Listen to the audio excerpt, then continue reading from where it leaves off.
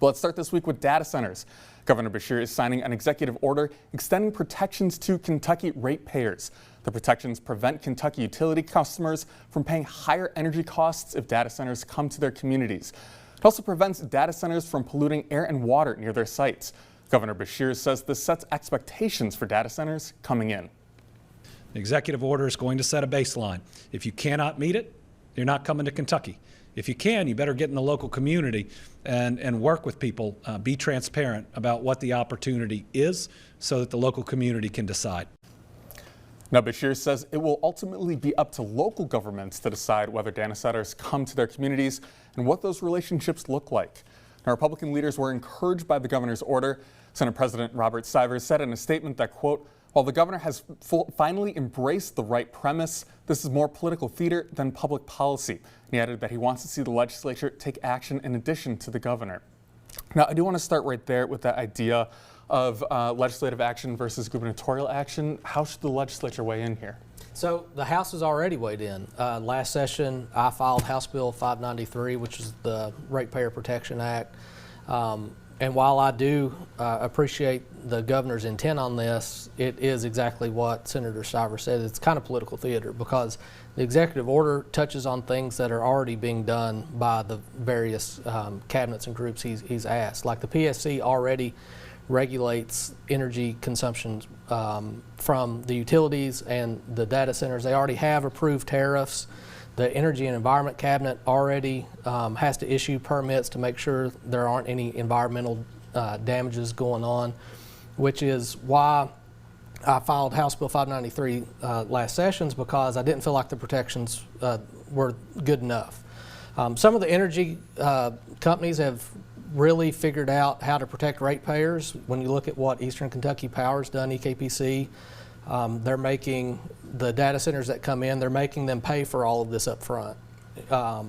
Some of the other energy companies, they've not done that. And so one of the aims in 593 was if a data center is going to come in, they've got to pay for everything up front, or they've got to buy their energy on the open market, or they've got to provide their own. And that just makes sure that, one, nobody's rates can go up because of something that's going on with the data center. And then if something goes wrong, and let's say chips become more efficient, or the market gets saturated with data centers and there's just not the demand there was, because everything's been prepaid or everything's done through open market, then ratepayers aren't at risk for that either. So while I do appreciate the governor's intent, it's not thorough enough. Yeah, I do want to ask the same question, governor's intent versus political theater here.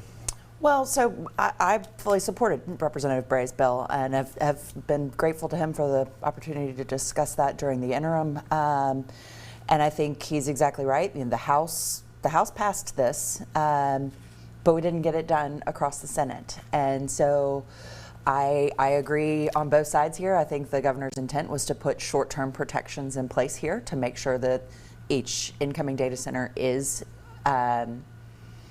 being responsible to the environment, to our ratepayers, and to meet those basic protections. But we had to have something in place. This is a topic that's moving really quickly right now, and as we know, we have a part-time legislature, and sometimes it takes years to get legislation moving. So we needed that short-term fix. And the PSC and the cabinets, while they do have regulatory authority, they needed that guidance from the governor's office or the legislature to be able to say, yes, this is what happens and not. And the other thing I will add, I think this is an incredible, the whole conversation around data centers. Kudos to all of the members of the public who have made their voices heard and changed the conversation. It is a perfect example of what happens when we have a civically engaged community, when they really can impact what is happening on the policy level.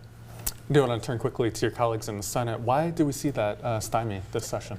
It's an extremely complicated issue. I've spent probably 300, 400, 500 hours on it.